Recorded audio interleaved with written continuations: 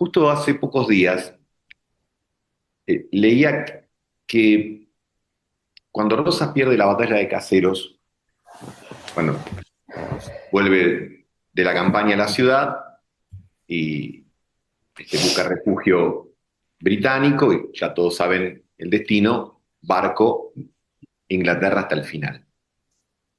Y en el barco viajaba con Jerónimo Costa, que era una suerte de amigo y confidente. Jerónimo Costa le dice, Brigadier, dice, qué lástima que no hemos podido constituir el país. Y Rosas le responde, yo nunca me propuse eso. Dice, ¿y entonces para qué nos hizo pelear tanto? Dice, porque es la única manera de gobernar este pueblo. ¿Por qué parto de esto, no? Porque, porque me parece que tiene vigencia. Porque me Sí, parece que en una política fragmentada sí, desde hace tiempo, la forma de buscar, de amalgamar, sería agitando lo que en su momento se llamaba la grieta, ahora se plantea el antagonismo. Eh, y los resultados están a la vista. En realidad no suelen ser buenos, sino por una cuestión bien pensante, por una cuestión solo de modos. El presidente se refiere generalmente a las formas como ñoñeces republicanas, sería mi primera diferencia. La forma no es una ñoñez, pero el fondo tampoco. Y creo que esta forma de construir política, ahora bajo la forma libertaria, antes podría haber sido bajo la estética kirchnerista, esto que ahora denominamos populismos, confirmando que los populismos no son una ideología, son un artefacto. Se pueden usar en clave progresista, en clave de derecha, pero lo que los constituye, lo que les da identidad, tiene que ver con otra cosa, tiene que ver con la construcción de estos antagonismos, que como todo tipo de antagonismo que además en este caso quizás tiene más variantes y más novedades desde el punto de vista estético que desde el punto de vista profundo. En algunos otros encuentros que hemos mantenido vía Zoom virtualmente, eh, analizábamos la peculiaridad de la libertad avanza y el fenómeno Milei, por qué había surgido y la fragmentación de la sociedad y sus características estéticas, si se quiere, que quizás sean lo más novedoso, y no me parece tan novedoso lo que propone. ¿Mm? En ese sentido, eh, me parece que hay muchas cosas clásicas que se repiten. Pero de cara a una elección, no solo la de la provincia, que después me gustaría detenerme particularmente, sino de cara a la 26 de octubre, como politólogo después, no por tabicar, porque tanto yo puedo incursionar en lo económico como seguro Luciano, además de su condición de diputado nacional, obviamente, que también hace un híbrido y un mix con la política, pero desde el punto de vista político, me pregunto qué tipo de victoria necesitaría el gobierno para avanzar en la dirección que quiere avanzar. Y la primera respuesta que tengo, que por supuesto es provisoria, no hay ninguna. No hay ninguna victoria que se pueda dar el 26 de octubre para la Libertad Avanza, que de acuerdo a las encuestas tiene probabilidades en el orden nacional de poder salir primero rankeado. Me parece que no hay ninguna victoria que le permita hacer lo que el presidente dice que quiere hacer, que después podemos analizar entre lo que dice y lo que hace, cuál es el gap, que todos los políticos lo tienen, por supuesto, pero me da la impresión que no. En primer lugar, porque aún obteniendo ese primer lugar, porque la libertad avanza está en 24 distritos o en 23, no importa, tiene esa ventaja. Fuerza Patria no está en los 24 distritos y otras fuerzas están más fragmentadas, pero digamos que la marca va a estar en todos lugares y cuando uno haga la suma la noche del 26 de octubre verá que sacaron X por ciento. X por ciento a mi criterio puede ir desde un piso de 30 hasta un techo de 40, 42, lo más optimista. En todo caso, eso quizás le permita en la Cámara de Diputados tener el tercio necesario para buscar bloquear a los que quieren bloquearlo, si me permiten el juego de palabras, y en el Senado aumentar el número de integrantes, pero no de 6 a 24 para llegar al tercio, sino quizás haciendo una extraordinaria elección de 6 a 16. Claro. Entonces uno se pregunta que aún en el caso optimista, con la mirada del oficialismo, logrando esos números, tendría que asumir que durante 2 años o persevera en el mecanismo que ha aplicado hasta ahora, es decir, decretos de necesidad y urgencia, forcejeos en el Congreso, idas, vueltas, etcétera, y merced a esos procedimientos, volver a alejar el arco y decir, bueno, cuando en el 2027 vuelva a tener otra victoria que me dé la mayoría en la Cámara de Diputados y me dé más senadores, voy a poder efectivamente lograr esas cosas. Pero pienso en el pasado reciente, y digo, hubo victorias extraordinarias y hubo hasta hegemonías o presencias más sólidas en la Cámara de Diputados y de Senadores que no le permitieron a gobiernos hacer lo que pretendían hacer. Se me ocurre obviamente mencionar las dos presidencias de Cristina con sus dos excelentes resultados electorales. El de 2007, recordemos que ganó en primera vuelta, y sin embargo 4 meses después se encontraba con el conflicto generado con el campo, a mi criterio un conflicto que surgía de una mala interpretación de la victoria y de la mala interpretación del conflicto. Pensó que el campo le estaba disputando poder cuando era una discusión económica, pero es otra historia. Y en el 2011 tuvo una victoria aún más contundente, una victoria del 54%, que vino inmediatamente asociada con un cepo económico. Yo vos decís, el 54%, ¿qué podrías pedir? Y además, el segundo y el tercero te tenías que dar vuelta, como dicen los que les gusta el turf, y no los ves. No veías a los segundos, no estaban. Pero sin embargo, semejante dosis de capital político no permitía consolidar un proyecto. ¿Por qué? Porque el otro 44, en el caso del 2011, y el otro 55, en el caso del 2007, estaban fragmentados, dispersos, desorganizados, pero con una clara convicción, que no compartían el proyecto de la otra mitad, vamos a decir, simplificando. Y yo creo que en ese sentido sucede algo parecido con el fenómeno Milei. Aunque le vaya bien en otros indicadores, al margen de la inflación, yo diría, hay un 50% que nunca va a compartir lo que él quiere hacer, que no va a estar de acuerdo. Y la gran pregunta es, ¿qué se hace con aquellos que no están de acuerdo? Una anécdota personal: en la década del 90 yo participaba, ya no como estudiante, pero sí como alguna suerte de formadores de la Juventud Universitaria Peronista, y un día nos reunimos con Guido Di Tella, que era canciller. Había en ese momento, me corregirán acá los que tengan más memoria o más precisión respecto de los conflictos limítrofes que teníamos con Chile, creo que eran 24 que quedaban irresueltos, de los cuales en 22 había un acuerdo de parte, con lo cual no había que ir a ningún laudo ni nada por el estilo, y había 2 hielos continentales y otro que sí. Pero sobre los 22 que había acuerdo, se había generado todo un debate. Y me acuerdo que Guido Di Tella, que bueno, no lo voy a halagar acá, pero un hombre muy inteligente y un sentido del humor extraordinario, pero además muy incisivo, afrontó el hecho de tener a 100 jóvenes que muchos le disputaban, pero ¿cómo podía ser? Que perdíamos, porque los chilenos, porque la Patagonia, porque esto, porque el otro. Y él dijo algo muy simple, dijo, muchachos, los chilenos van a seguir existiendo, ¿eh? Van a seguir siendo nuestros vecinos del otro lado de la cordillera. Tenemos que arreglar estos problemas para empezar a tener otro tipo de agenda más positiva.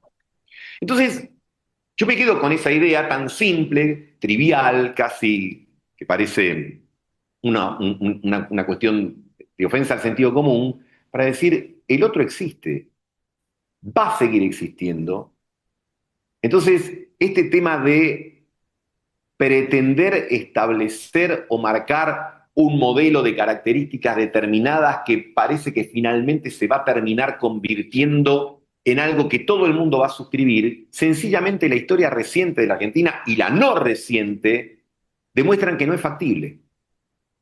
Por más que como habláramos con algunos aquí antes del evento, hoy sea de público y notorio conocimiento que los centros, no solo en la democracia argentina, sino generalmente en las democracias occidentales, no tienen buena prensa.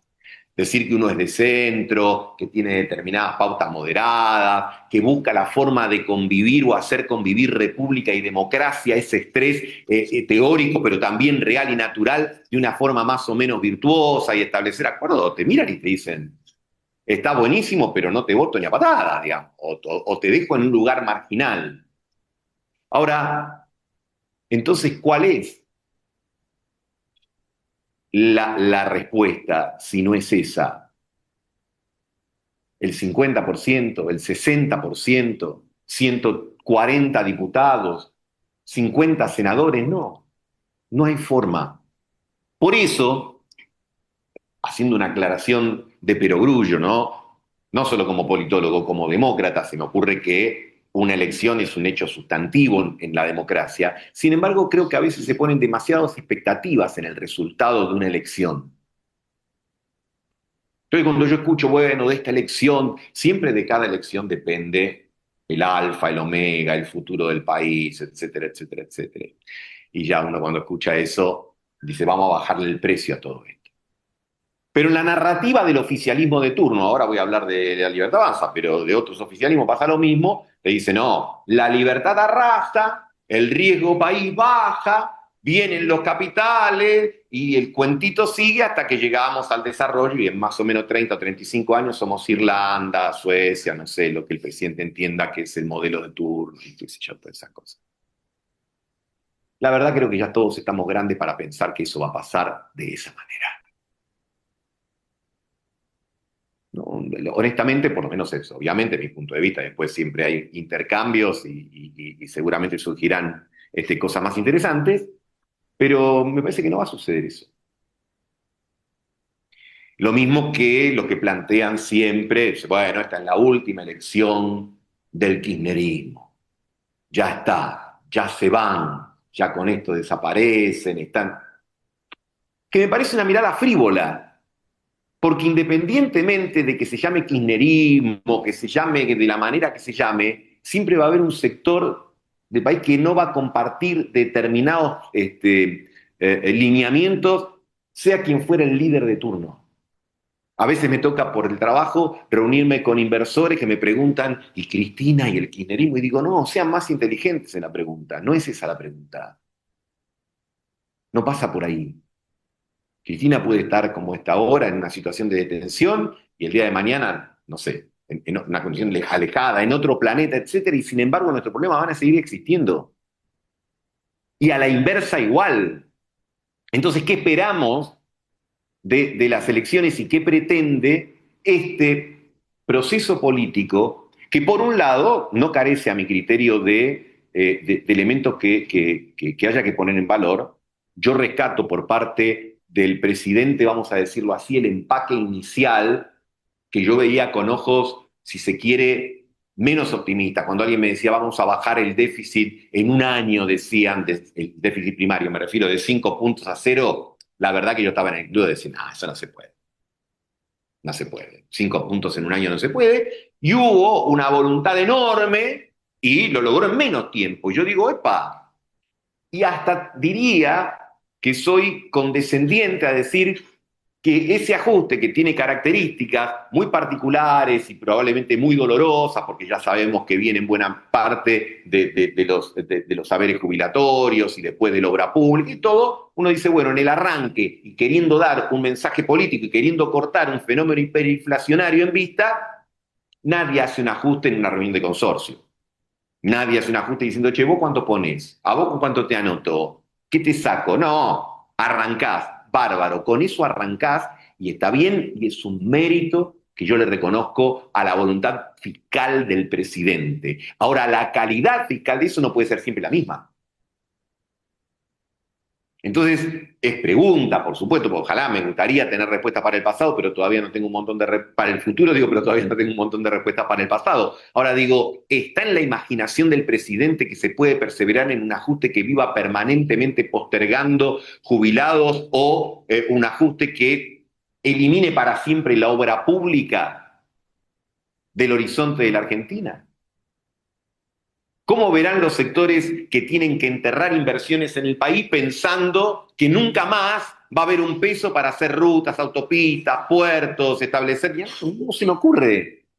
No se me ocurre una economía moderna, competitiva, un capitalismo que tenga horizontes más amplios y más anchos que prescinda del Estado o que por el solo hecho de mencionar el tema reciba el estigma de socialista, comunista y todas esas cosas que pueden ser elementos válidos para la chicana diaria y cotidiana, pero nadie puede pensarlo seriamente como una forma de organización de un país.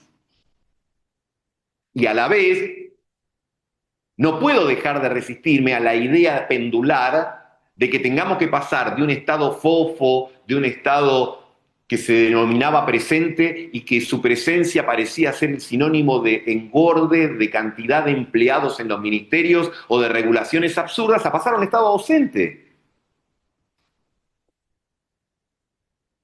Esta idea de estar permanentemente pasando del agua helada al agua tibia, al agua hirviendo, perdón, es una tortura en las películas que yo nunca tuve en una guerra, pero en las películas que uno ve de guerra y de prisionero y todo, cuando quieren someter a alguien a la tortura, lo ponen en agua helada, después lo ponen en agua hirviendo, después lo ponen en agua helada, después lo... Pues decir, basta, no, no tolero, el cuerpo no tolera eso. Entonces, mi pregunta como politólogo es, ¿qué está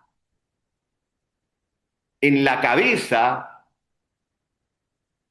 de los principales líderes, pero en este caso en la cabeza presidencial, respecto a la forma de acumulación política en el futuro para consolidar esto?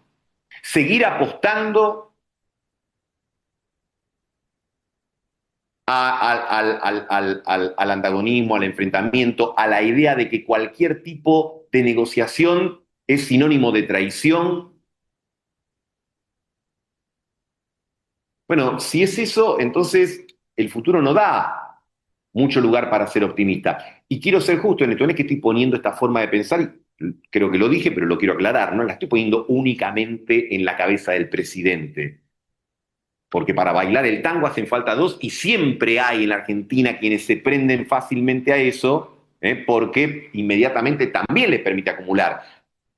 Habría que citar, basta ver el cierre de listas, ¿no? De las últimas elecciones, tanto nacionales como de la provincia de Buenos Aires, en la mayor parte de la fuerza política, para citar por 10.000.000ª vez ese verso de Borges y decir, no los une el amor, sino el espanto. Volvemos a Rosas. Y la pelea es la única forma en la que, a pesar de nuestras diferencias, podemos estar juntos, no unidos. Dicho sea de paso, un intendente, si no recuerdo mal, el intendente de Ensenada, cuando cerró la lista de Fuerza Patria en la provincia de Buenos Aires, dijo, de ninguna manera piensen que estamos unidos, estamos juntos. Unidos no estamos. O sea, a confesión de parte, o en la película dirían, la fiscalía descansa.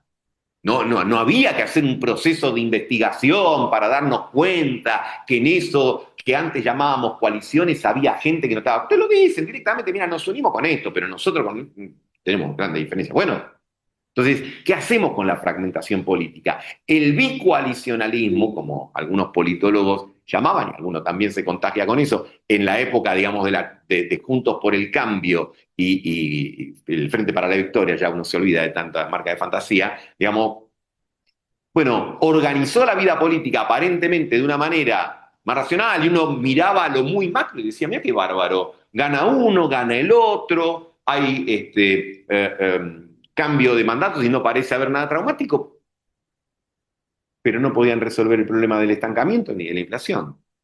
En términos, digamos, del modelo de Weimar, vamos a decirlo así, se encontraban con un problema insoluble. Y eso generó el hundimiento del centro, el hundimiento de los moderados que podía haber dentro de esa coalición y el surgimiento de este fenómeno político que estamos transitando ahora. Entonces la pregunta que me parece que uno queda instalado es decir, bueno, ¿cómo continúa adelante esto en un país además donde me parece que las partes son superiores al todo? algo que los presidentes de toda orientación política saben.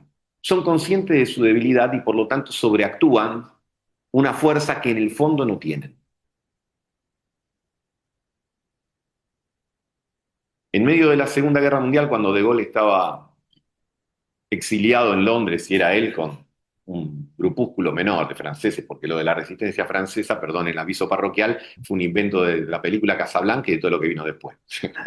Los franceses fueron bastante colaboracionistas, salvo el loco de Gaulle y otro. ¿No? Y De Gaulle desde Francia hablaba de la Francia eterna y separaba, y discúlpenme la coloquialidad, era bastante hincha, no solo a Churchill, sino fundamentalmente a Roosevelt. Y Roosevelt, la verdad que tenía cansado. Y un día Roosevelt le dice a Churchill, habla con este tipo porque, la verdad. Entonces Churchill lo encara a Roosevelt, Churchill lo encara a De Gaulle y le dice, negociá. Y De Gaulle le da una respuesta magistral. Le dice, no puedo, soy demasiado débil para negociar. Ahora, yo puedo entender que en este caso el presidente Milei, recién asumido en el 2023, con un puñadito de diputados, con un puñado más chico de senadores, sin gobernadores, todo lo que ya sabemos, no aceptara negociar y mucho menos iniciando un ajuste fiscal porque se lo comían de postre. Vamos a ser honestos, se comían de postre ahí mismo. Ahora, la pregunta que me hago, y la dejaré abierta, ya además me quedan muy pocos minutos de exposición, es, bueno, si gana eventualmente con el porcentaje que fuere, ¿cómo va a administrar esa victoria?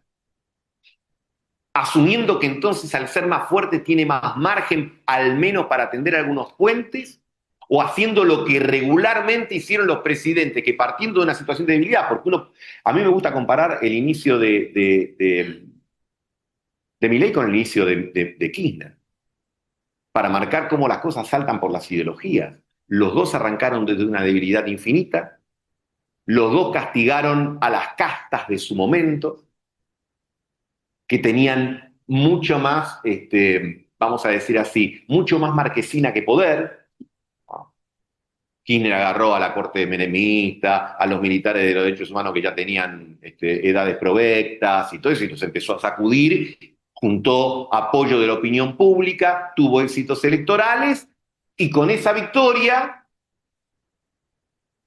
o sintió que era débil o dijo, vamos por todo. Bueno, entonces, ese esquema, en clave kirchnerista o en clave libertaria, ¿a dónde conduce? Aún suponiendo un buen resultado electoral, a mí me divierte cuando alguno dice, no, bueno, los mercados están atentos a lo que pase en octubre, etcétera. Sí, qué sé yo, mirarán y seguramente tendrán más simpatía que ganen uno, que ganen otro, que tampoco es el Che Guevara, ni por nada por el estilo, ¿no? El kirchnerismo. El riesgo Cuca, la verdad, creo que los kirchneristas son más riesgo para sí mismos que para otras cosas, pero no importa.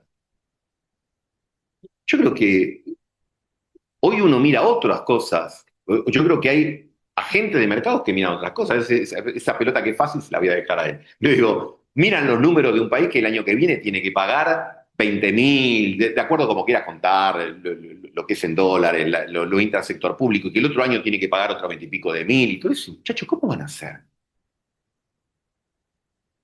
¿De dónde van a sacar los recursos? No, bueno, porque Vaca Muerta en el 2030, cuando nos permita acumular 30.000 millones de dólares, tenemos que llegar al 2030. En el medio está el 2026, 2027, 2028, 2029, donde tenemos una curva de vencimiento que es extraordinaria. ¿Cómo la vamos a agarpar? Vos ves eso y se te acaban un montón de delirios políticos. Entonces, ¿dónde está el mínimo común denominador? ¿Dónde están los sujetos que pueden encarar esa agenda? Termino con Hegel, ¿no? El búho de Minerva despliega sus alas al atardecer, el conocimiento llega tarde, yo no lo sé. Pero a veces creo que son más motivantes las preguntas que las respuestas. No estoy cerrando la alternativa de que tal cosa suceda, pero supongo que de perseverar unos y otros en este tipo de conductas no vamos a tener un 2026 y un 2027 muy calmo. Vamos a navegar por aguas muy turbulentas. Me gustaría pensar que no es así, pero los desafíos son enormes y el sistema, es decir, los desafíos que tiene el sistema político son tan grandes y la fragmentación, la debilidad y muchas veces la trivialidad del sistema político es tan manifiesta que esa combinación no me resulta del todo agradable. La verdad que me gustaría terminar con un mensaje más positivo, lo voy a pensar y mientras tanto le dejo la palabra a Luciano. Muchas gracias.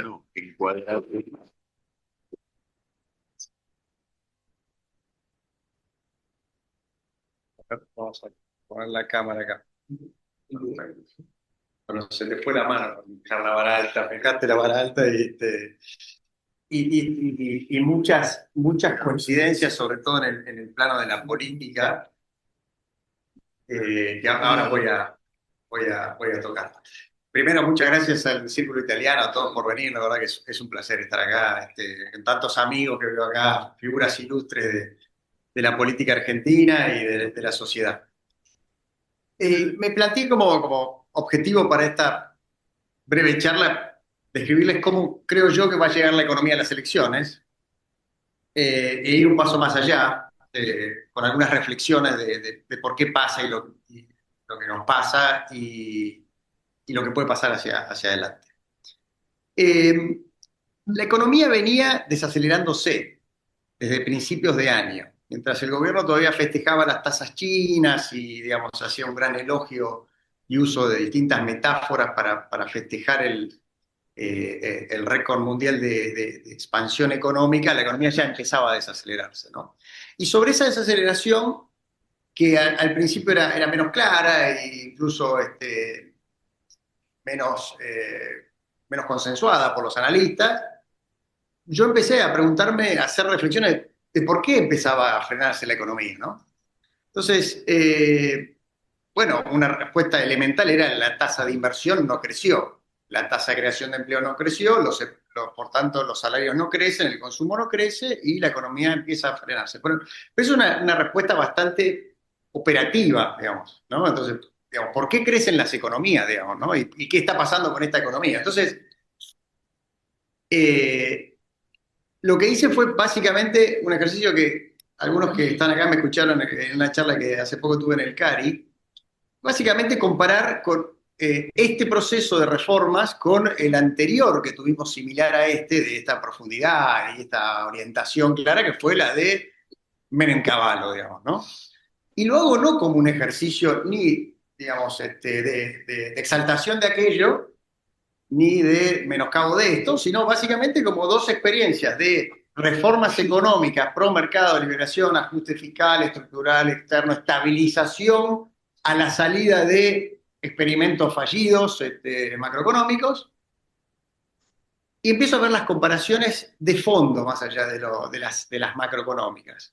Entonces lo que encuentro son más bien diferencias de tipo cualitativas barra políticas, digamos, ¿no? Que explican, por ejemplo, que a 5 trimestres, o 6 ya a esta altura, 5 trimestres del lanzamiento del plan Milei, comparado con los 5 primeros trimestres de la convertibilidad, la tasa de inversión va prácticamente al mismo nivel que el inicio del gobierno de Milei, cuando 5 trimestres después la convertibilidad estaba 60 puntos arriba, 25 la inversión, 80 la construcción, la industria, que era la más golpeada, 25 puntos arriba. Entonces vos decís, bueno, pero aquello no tenía dólar barato también, y no tenía ajuste fiscal, y no tenía... ¿Y entonces qué es lo que está pasando? Estoy pensando, esta reflexión empezó a principios de año, cuando yo ya veía que el cuarto trimestre veía la industria planchada, la construcción planchada, el empleo no crecía, no parecía el boom de inversiones, salvo en vaca muerta y minería y el RIGI, obviamente. Entonces, claro, uno mira de acá en 90, es facilísima la comparación. Primera y principal, un sistema político bipartidista de centro moderado. La alternativa a Menem eran los radicales que, como siempre digo, comían cuchillo y tenedor, ¿no?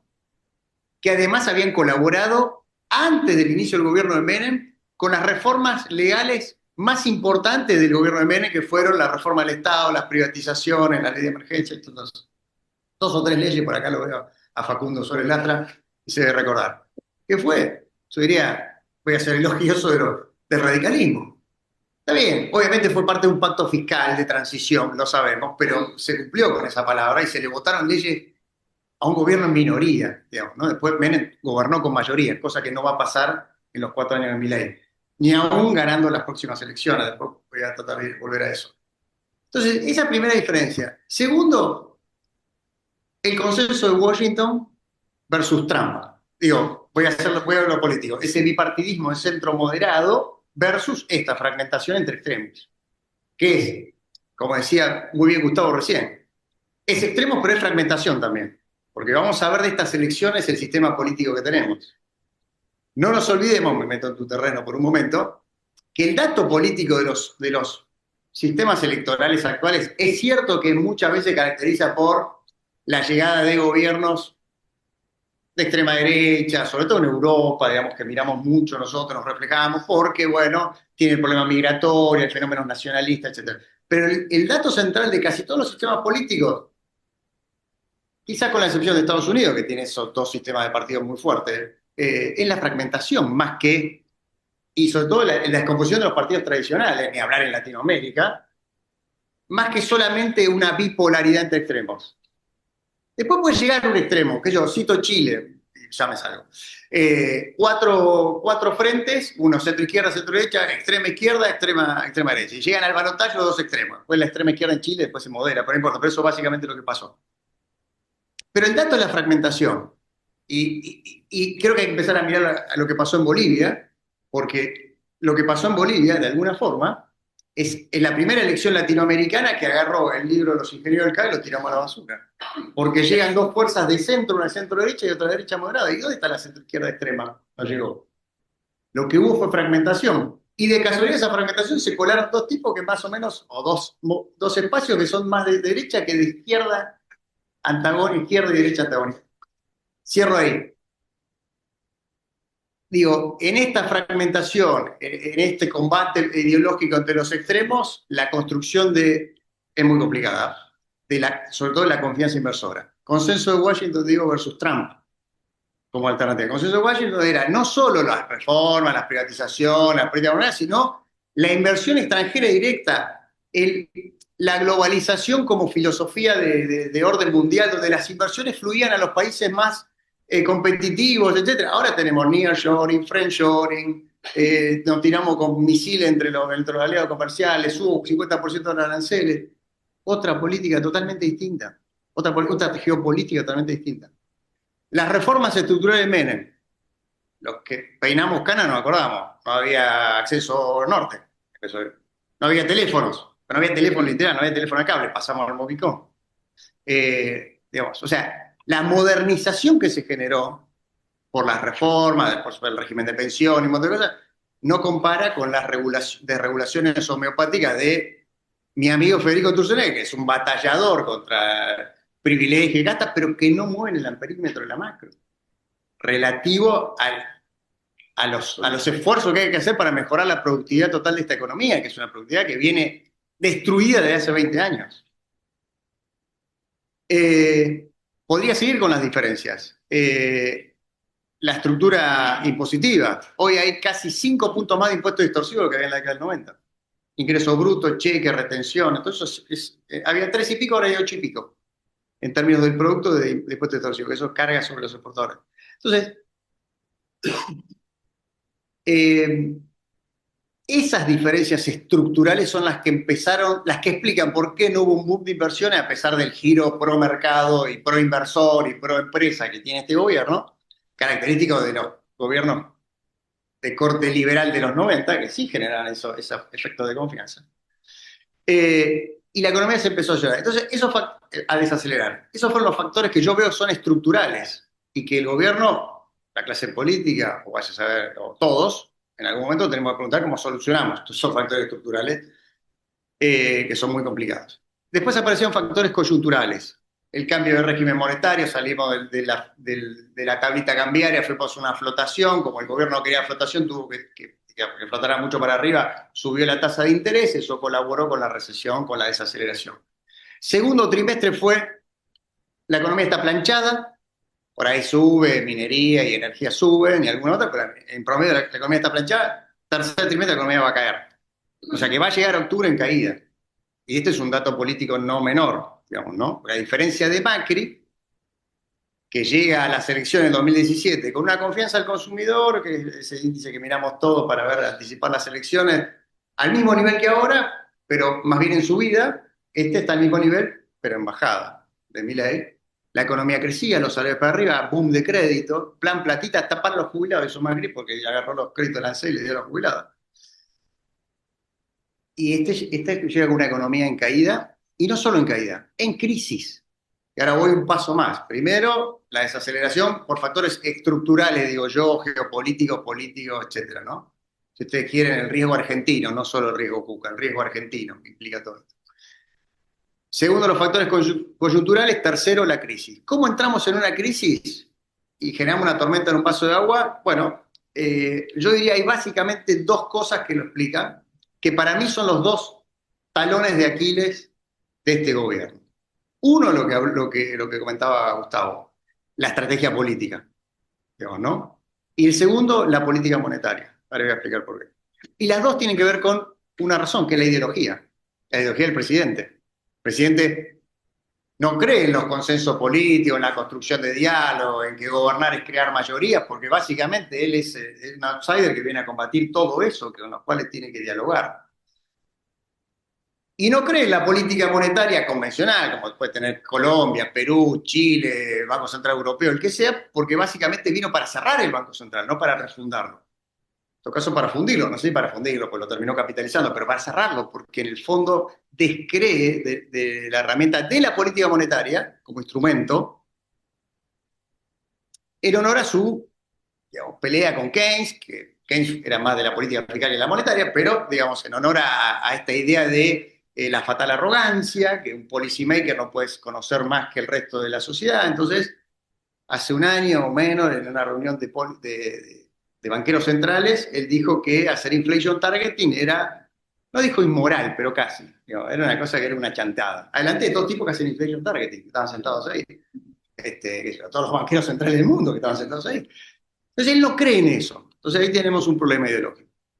Y la estrategia política también tiene que ver con esto, porque claro, como decía Gustavo, el primer año fue muy inteligente, ¿eh? Me gustó mucho la frase de Churchill, no, De Gaulle. De Gaulle, estoy demasiado débil para abonar, porque el año pasado le funcionó muy bien esta idea de, no, yo aplico el principio de revelación, el que me vota en contra de mí es porque está con la casta y por tanto, claro, ese truco da en la política y en el Parlamento, que conozco bien, porque hace 11 años que estoy ahí, casi 12 ahora, a fin de año que me voy, funciona un tiempo, hasta que se empiezan a repartir las barajas de las elecciones, los votos, el poder, etcétera. Digamos. Después el truco no funciona más, digamos, ¿no? Y hoy el colega tuyo, el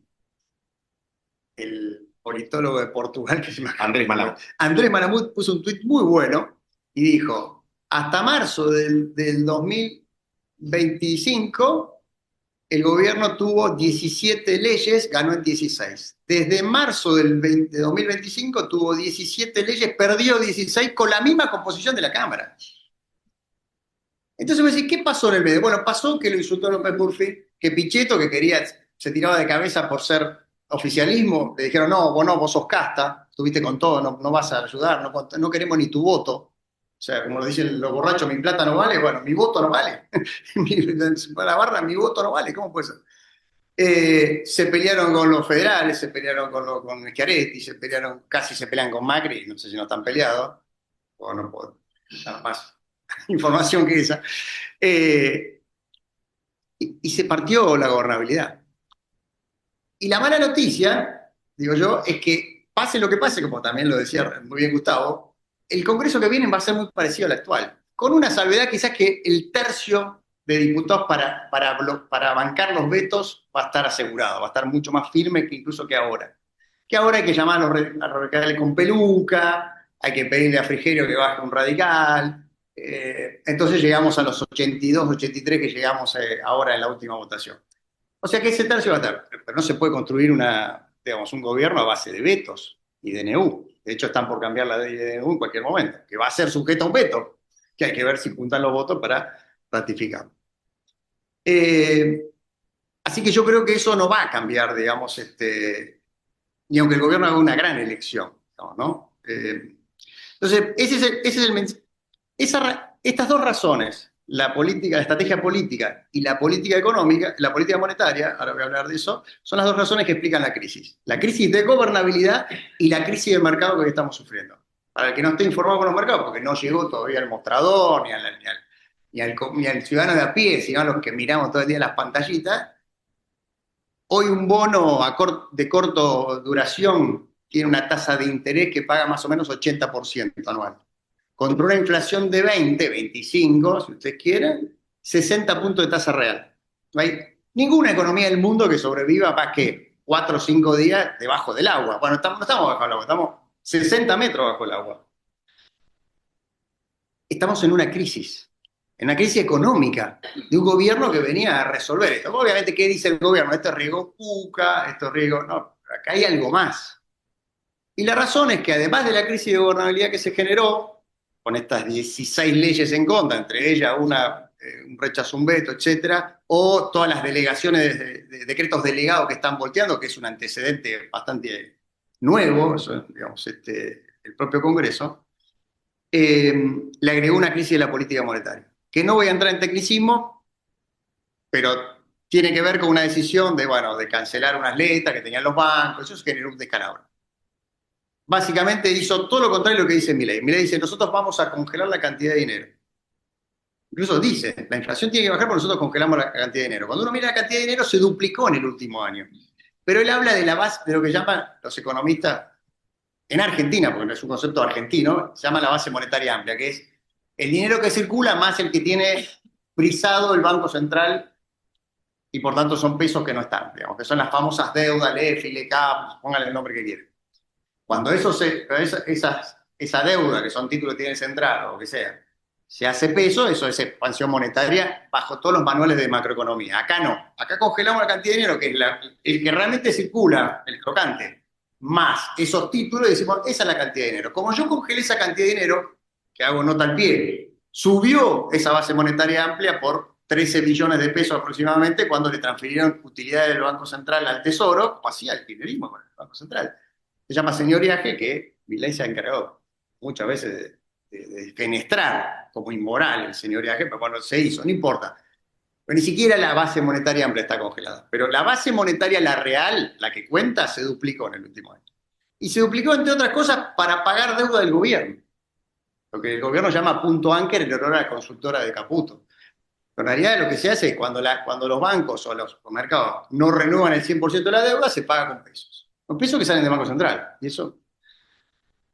Entonces, bueno, todo ese mecanismo cambió, no importa, quiero meter, y estamos en el medio de una crisis de derrumbar el precio de los bonos en pesos, la tasa de interés subió, el crédito está colapsado, están subiendo los encajes de los bancos, todo básicamente, para hacerlo muy simple, para secar de peso la plaza, como se decía hace 30 años, y que el dólar no suba, ¿no? Esa es la cuestión lo que plantea el gobierno. Y el gobierno dice, tengo que hacer esto porque hay mucho riesgo cuca y esto me lleva a tener que subir la tasa de interés. Bueno. Entonces, ¿qué dice el gobierno? Bueno, como esto empezó por un problema electoral, cosa que no es cierto, porque, digamos, la crisis empieza el día que modifican el sistema de intervención del Banco Central, de la eliminación de las LEFIs, etcétera, que básicamente implicó que esos instrumentos que tenían los bancos, no quiero entrar en detalles, se los pagaron contra pesos, y decir, bueno, ahora comprame letras del Tesoro, eso no pasó, y empezó una guerra entre el gobierno y los bancos para ver cómo se hacían de esos pesos. Entonces ahora lo que hace, le sube los encajes, o sea, los pesos que tienen que congelar los bancos, y los obliga a tener deuda del Tesoro, básicamente. Entonces, la guerra con los bancos, o sea que empezó ahí. Cuando ganemos las elecciones, todo esto se soluciona, no digo mágicamente, pero que eso contribuye a la confianza, al ingreso de capitales, y de ahí se va a hacer. Mi impresión, o sea, primera conclusión, la economía llega a las elecciones de octubre en caída y en crisis, que no es menor. Entonces, si el resultado electoral es muy bueno, tendremos la primera condición necesaria para salir de la crisis. Si el resultado electoral es malo, ahondaremos la crisis, como ha pasado, o pasó en agosto del 19, si ustedes quieren. Ya veníamos en crisis, pero nos dieron la piña de knockout como en el piso.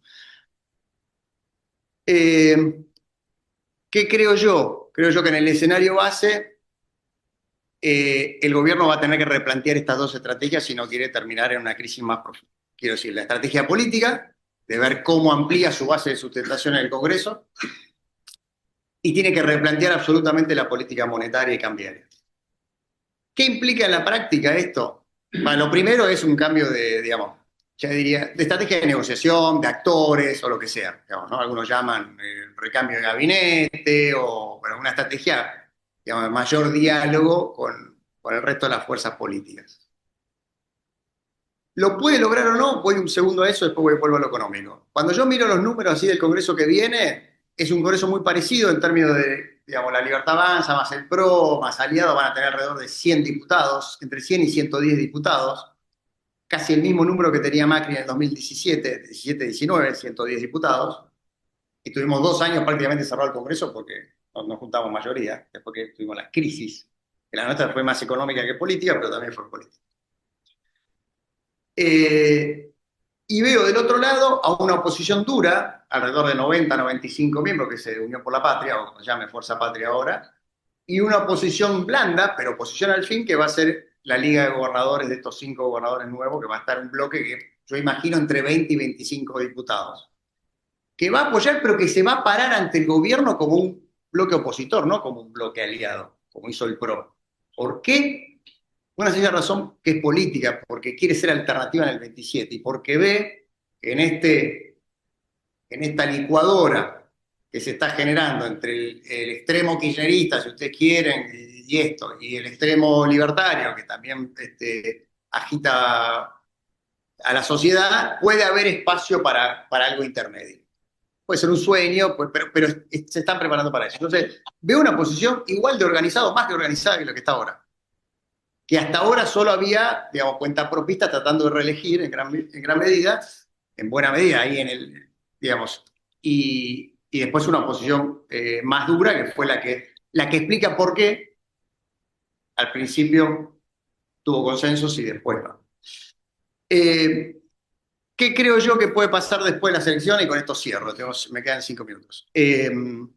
Como decía Gustavo, yo lo veo muy parecido, creo que el mercado ya descuenta que el gobierno va a hacer una buena elección, o sea que va a ganar, entre otras cosas por la atomización del resto de la oposición. No sabemos con qué porcentaje, pero si eso está una décima por debajo de 40, es una pésima noticia para el mercado. Si es una décima por arriba de 40, es una buena noticia para el mercado.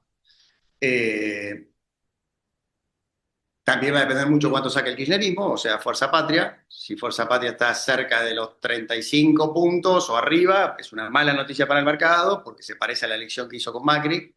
Si está más cerca de los 30, es una buena noticia para el mercado. Aún así, yo creo que el mercado ya descuenta que va a haber un buen resultado electoral. Ahora se agravó por las escuchas, pero y hay nerviosismo, por eso los bonos se derrumbaron en estos días. Pero eso ya venía descontado. Yo creo que el mercado va a querer ver cambios. Y estos cambios tienen que ver con, como decía antes, recuperar la gobernabilidad, que es la capacidad de pasar leyes, empezando por el presupuesto, 2026. Después podemos pensar en reformas más audaces. Primero tiene que pasar el presupuesto, que es la de mínima. Un nuevo régimen monetario y cambiario que básicamente tenga 3 características. Que pueda acumular reservas, eso en general significa un tipo de cambio más alto. Que independice la política monetaria de la política fiscal. Hoy es un lío, las licitaciones del Tesoro mueven la cantidad de dinero, si salen bien, absorben pesos, si salen mal, expanden pesos, porque saca la plata del Banco Central, etc. Y que haya una regla clara, consistente, digamos, ¿no? Bueno, para que ocurran estas dos cosas, el gobierno tiene que corregir sus dos talones de Aquiles, digamos, que ha tenido hasta ahora. Cambiar su estrategia política y el presidente volver sobre sus pasos en materia ideológica, digamos, en materia de lo que quiere hacer con el Banco Central y darle al Banco Central la función que debe tener. Como una institución independiente, encargada de la política monetaria, de administración de la liquidez, de fijación de la tasa de interés, independiente del Tesoro, etc. La pregunta que sigue es si lo hará o no. Mi impresión es que, mi intuición es que el gobierno va a intentar perseverar con la misma receta que lo trajo hasta acá. O sea, va a ir a seguir insistiendo con el principio de revelación, digamos, para pasar las leyes, y probablemente insistiendo con el actual régimen de bandas cambiarias y tasa de interés, lo cual puede de alguna forma prolongar esta agonía de altas tasas de interés y desaceleración económica un tiempo más hasta que se decida tomar otra decisión. Ya entro ahí en el terreno de la ciencia ficción y de la futurología, no quiero abundar de eso, pero creo que estos son los dos grandes problemas que enfrenta el gobierno, son problemas que parten de una raíz ideológica del propio presidente y que van a necesitar, creo yo, una reflexión profunda del propio presidente para poder virar en la dirección que por lo menos hoy Argentina necesita. Gracias.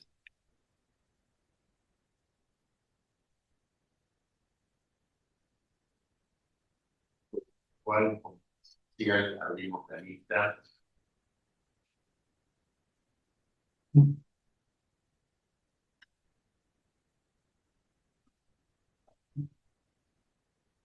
Sí, gracias a ambos oradores. Ambos concluyeron básicamente que era necesario un diálogo para intercambiar opiniones y tratar de consensuar las medidas que se faltan para salir adelante. La pregunta que les hago a los dos es cómo se hace para dialogar con quien no quiere dialogar. Juntamos un par de... perdón. Una salvedad, por favor, para los que están del otro lado, cuando tienen la palabra, digan el nombre si saben los que están del otro lado. Carlos Ventolina. Carlito. Y después Facundo y... Bueno, yo soy Vicente Palermo. La verdad es que me llama la atención porque los dos hablaron de experiencias políticas, experiencias argentinas, sobre las cuales tuve recientemente, y es decir, una tiene que ver con el capitalismo, ¿no? La otra con lo que se situó como oportunidad histórica, lamentablemente, para la alianza. Y me parece que van a un núcleo, digamos, de las preguntas que hacen, me parece que es central. Porque uno podría decir que estamos en una situación, digamos, como la que vos de Gustavo, ¿no? Tenemos, no, es decir, los que participan ganar. Se olvidan que del otro lado hay gente y que esa gente va a seguir estando, etcétera, ¿no? Perfecto. En 1937, José Diego Romero publicó un artículo que se llama Nuestros espacios. El jovencito José Romero, en ese momento creo que no tenía 30 años, exactamente. ¿De qué hablaba? Hablaba básicamente de la sociedad de la civilidad, no, digamos, no hacía explícito, pero tenemos una sociedad dividida. Sociedades divididas se aceptan muchísimas y no tienen este tipo de cosas. Es decir, la función del primero del otro. La necesidad de un mandato, por lo que sea, para terminar con el otro. Quedarse con todo, no, pero de una prolífica construcción del otro. Entonces, yo creo que ¿qué es lo que hay que hacer? Sí, ¿qué respuesta? Yo tampoco político, no. Pero ¿qué respuesta me parece que uno podría, bueno, me parece que se puede empezar en dos. Una que absolutamente que es el diálogo, la búsqueda del consenso, la negociación, conversemos, que son todas cosas fundamentales de la política, absolutamente fundamentales. Pero fundamentales que son, hay que saber usar bien que hay que elegir el momento. Si no se usa en el momento oportuno, en el modo oportuno, se arruina. Entonces, el concepto es fundamental. Pero en esas sociedades que son como son, muy equilibradas, desde su perspectiva fuerte, lo que hace falta es que haya un vencedor. Un vencedor claro. Pero también lo que hace falta es que ese vencedor tenga claro que su historia principal va a depender de que organice la cooperación con los vencidos. Es decir, premiar a los vencidos es más importante que premiar a los vencedores. Entonces, esa cuestión, creo que está a años luz en el otro lado de la dolina, sabe entender eso, es lo que más somos y nosotros estamos en manos de ese personaje, ¿no?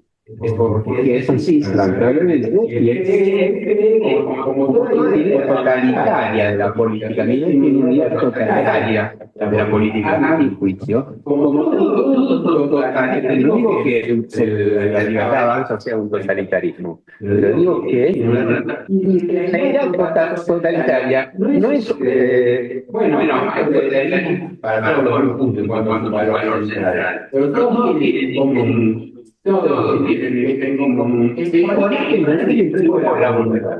Y miren que esas cosas. No es cierto que haya solamente se tiene mercado, por supuesto, pero lo que tiene principalmente es mesiánicamente del coraje, no es un grupo de su voluntad.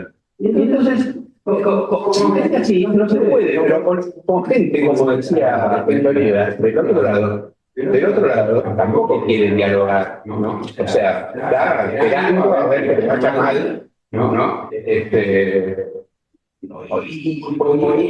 Para que le toque su turno. ¿Turno de qué? Bueno, ya lo conocimos al mismo por lo menos ya lo conocimos.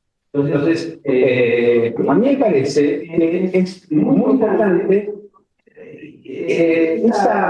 redefinir los términos de lo que puede ser la relación política entre dos actores, dos conglomerados, dos conjuntos que tienen ideas muy diferentes, por cierto que las tienen, todavía el peronismo las tiene, es patético, pero el peronismo es patético, no el kirchnerismo, el kirchnerismo ni hablemos, el kirchnerismo, el peronismo, embobado con su propio pasado y su ombligo, es patético lo que está pasando. Entonces, esas ideas ahora lo que tienen es un vencedor claro. Pero un vencedor claro que siempre está que tiene la capacidad de decir, bueno, venzo y organizo la cooperación, negocio por las buenas o por las malas. Las dos cosas. Siempre se vencedor negocia, a veces necesariamente negocia por las malas.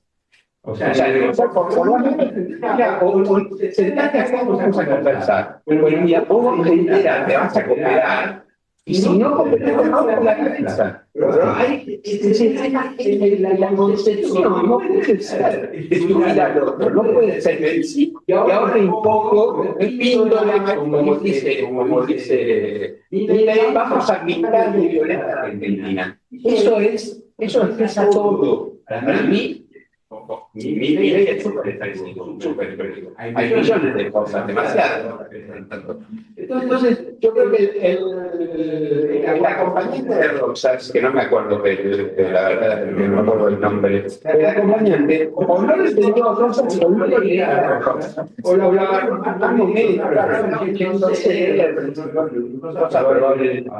un poco porque la verdad, Roxas sí dijo otra cosa, y Roxas sí tenía una idea diferente. Está en la carta de la Selva de Figueroa, que es un documento político de altísimo nivel, y que seguramente se entendió, no fue entendido, fue en un último momento, pero ahora sí, porque sí, lo que Rosas había impuesto en el siglo XIX, la periferia del mundo, no estoy diciendo que eso, pero no había hace más tiempo en un orden despótico.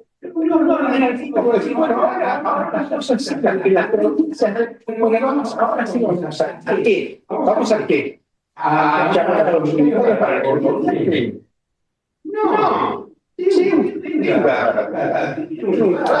Sarmiento, tal vez ¿no? Pero sí tiene un lugar, pero también está hablando de tipo en un lugar, que era un joven anotador de textos. Y no entonces, esa reconstrucción de lo que puede ser la relación de los actores requiere que uno piensa uno, que piensa uno que tiene la cabeza política, y que tenga los dictados de momento se trataron que van a tener esos medianos gobernadores. Puede ser el primer paso, digamos. Tengo que darle paso porque tengo varios. A ver, ¿quieren contestar? Después les comento la lista de oradores que dando la palabra. Está Facundo Suárez Lastra, Sergio Negri, Julio Dreisen y Lucio Simpson. Le damos la palabra me parece, a Lastra y después. Sí. Muy bien. Facundo, ¿estás ahí? Sí, ¿se me escucha? A ver si.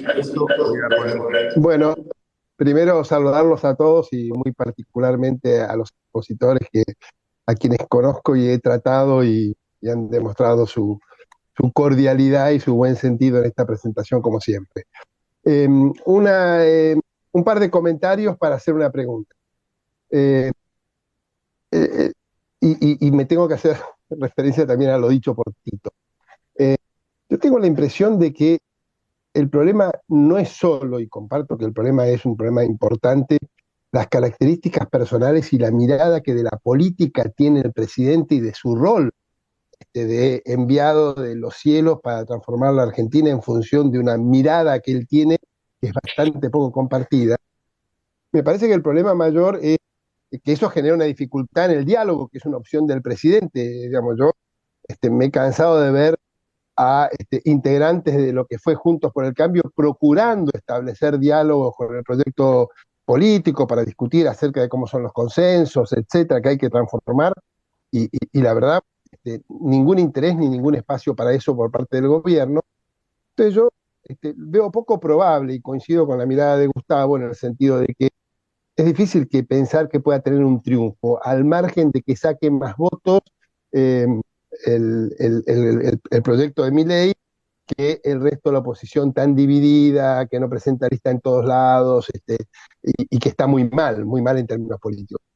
Mi problema es lo que quiero señalar y que va con la pregunta final a partir de la experiencia de relaciones políticas que tienen nuestros dos invitados a exponer, es cómo ven el espacio, la posibilidad de que la oposición cambie el perfil que tiene, porque si bien no hay voluntad del gobierno de dialogar con nadie, hay una enorme dificultad de la oposición moderada para dialogar entre sí. El espectáculo bochornoso de 4 listas de espacios que deberían ir juntos en la elección de la Ciudad de Buenos Aires para discutir otra cosa, donde se discutía como eje central cuál era el diputado que le tocaba a cada uno y no un proyecto de cómo nos relacionamos con este cambio que la Argentina reclama. Y ahí vengo ya que se tocaron textos de la antigüedad, me tomo la licencia de irme 100 años atrás y a repasar a Ortega para tratar de pensar cuál es el espíritu de nuestro tiempo, de qué se trata hoy, cuál es el consenso que hay en la Argentina de hoy, lo que Ortega llamaba en su ensayo el tema de nuestro tiempo. Y yo creo que hay un enorme consenso acerca de la necesidad de una economía ordenada, de un equilibrio fiscal, de austeridad del gasto público, de desterrar la corrupción, de condenarla. Hay una enorme gama de acuerdos, que hay un consenso enorme en la sociedad argentina, y que me parece que lo que está en debate son cuáles eso, transformaciones básicas en el sistema tributario, en el sistema jubilatorio. Bueno, voy a tratar de ser breve, no voy a ampliar en los argumentos. Voy a decir simplemente que hay un consenso que creo que existe muy fuerte en un amplio sector de la sociedad argentina que no lo pone en debate con el consenso que procura interpretar el gobierno, que es un consenso que tiene otra naturaleza, que tiene excesos antirrepublicanos, que tiene un ultraconservadorismo en lo social, que no expresa parte del consenso. La Argentina es el país donde la onda verde generó un cambio de estado de opinión hace un par de años en la Argentina.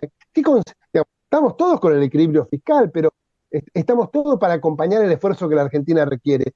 Se habló hoy en el chat del Club Político del ensayo de Jesús Rodríguez, La Huella Democrática, y Jesús sostiene ahí que, entre otras cosas muy interesantes, que la diferencia entre el plan austral argentino y el plan de estabilización de Israel fue que el plan austral argentino no contó con un minuto de apoyo de la oposición y que el plan Israel tuvo un acuerdo sólido de las fuerzas opositoras que se dieron cuenta que había un consenso de ordenar la economía israelí. Y yo creo que hoy en las fuerzas y en la opinión pública existe ese consenso, pero no está asumido por los líderes políticos dar el debate acerca de cuál es ese consenso, cuál es su contenido y debatirlo con el propio gobierno. Porque cuando Tito dice no hay vencedores, o siempre tiene que vencer a alguien. Y yo creo que si vence la lógica de Milei o la lógica de, o cae derrotado, o no saca los votos que tenía que se pensaba que tenía que tener, o que el mercado esperaba, no es que haya victoria o derrota. Para mí la única victoria posible es que se logre fuerza política y social para el consenso, para lo que interpretamos mayoritariamente, que es el consenso que la Argentina requiere. Y hay una diferencia enorme, no solamente en la forma, sino en los contenidos con Milei. Y la pregunta es, si ven posible, sobre todo ustedes que tienen práctica de relaciones en temas específicos de gobierno con distintas fuerzas políticas, si ven posible un trabajo más serio del que se ha hecho hasta ahora para lograr un consenso en la oposición que sea capaz de relacionarse con el gobierno de una manera distinta. Gracias. Gustavo, encuadre, por favor. Sí.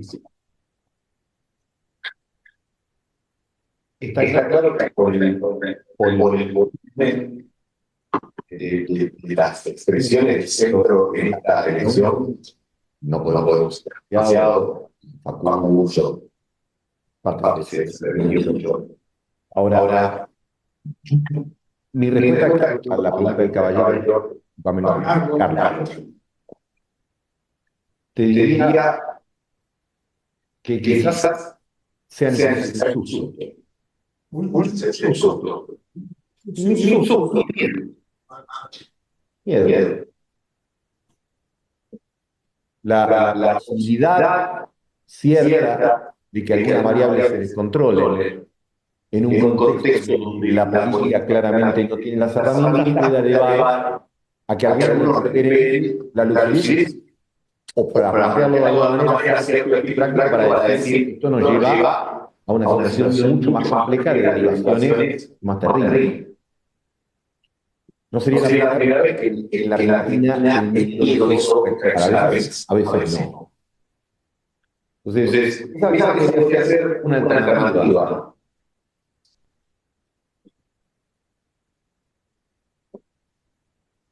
La otra,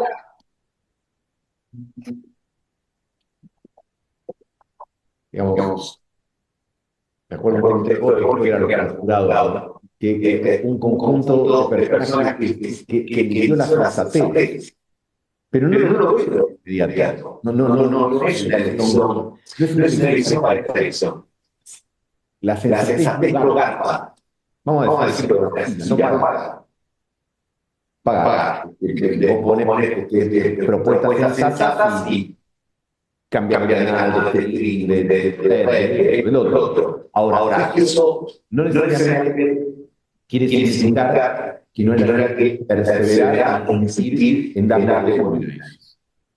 Yo creo que parte de lo que sucede con los gobernadores, con que suceda, con las sesiones que tardarán en decantar, me parece que probablemente pensando en el 2027 que puede dar la oportunidad de eso, pero está anabolizada y acelerada por cierto vértigo de los acontecimientos. Y antes de darle la palabra a Luciano, él mencionó, y a mí me parece pertinente, porque nosotros somos como cuatro grandes intentos de reforma del mercado. en el gobierno militar, con Menem, con Macri y ahora. Y la diferencia es el respeto de nosotros. No me voy a dedicar a italiano, ya lo sé. ¿Qué te lo lleva a hablar del ideólogo? Y eso es un problema. Es realmente un problema. Y para ir a la identidad, me voy a meter en tu terreno. Las dos crisis, o mini crisis, este año, el presidente de la República. Primero con su decisión del crawling, de bajar los alumnos, y después con desarmar la base. Y los dos equipos del Ministerio de Economía y del Banco Central se lo dicen a los banqueros, se lo dicen a la gente económica. No es algo que haga falta hacer un tipo de investigación. ¿Y qué dicen los supuestamente conocedores de la decisión política y ideológica del presidente? Bueno, me parece que uno espera que cambie ya sea con la victoria o con la derrota. Porque si no, los problemas son severos. Y en el fondo, leí una novela biográfica de Sol Molino, pero que se llama Un tango de González. No sé si la vieron, pero se la recomiendo enfáticamente, que hace es la vida de Felipe González. Y cuenta el periodo de socialista, anticapitalista y revolucionario, para que llegue al poder. ¿Y con qué llega al poder? ¿Con qué lema llega al poder? Hacer España funcione. Después de haber armado dos cosas, nuestro objetivo es hacer que España funcione. Y eso requiere de pensamientos que no causan valor, pero que sí requieren un enorme esfuerzo. Puede suceder que el gobierno tenga una autonomía modesta, pero que el desempeño de gobernadores y de otra gente lo haga calcar esta idea de retrasarnos a pueblo que tuvo objetivamente, sobre todo en Alemania, de decir que queremos ayudar y no lo necesitamos.